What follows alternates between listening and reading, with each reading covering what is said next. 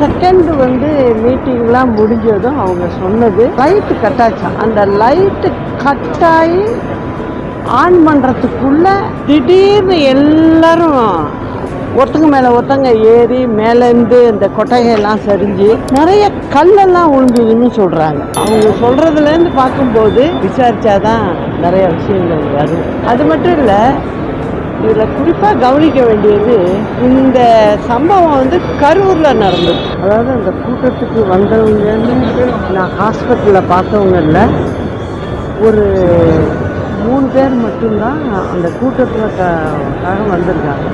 மற்றவங்க எல்லாமே அவங்கவுங்க வேலை முடிச்சுட்டு வீட்டுக்கு போகிற வழியாக, அதனால அவங்க அந்த ரூட்டில் வந்திருக்காங்க.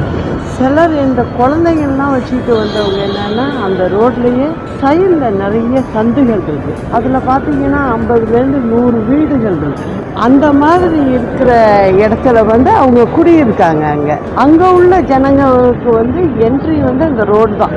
அது வழியாக தான் அவங்க வெளில போகணும் வரணும். அந்த வழியாக நின்று வேடிக்கை பார்த்துருக்காங்க. அவங்க 1.5 வயசு குழந்தை, 3 வயசு குழந்தை.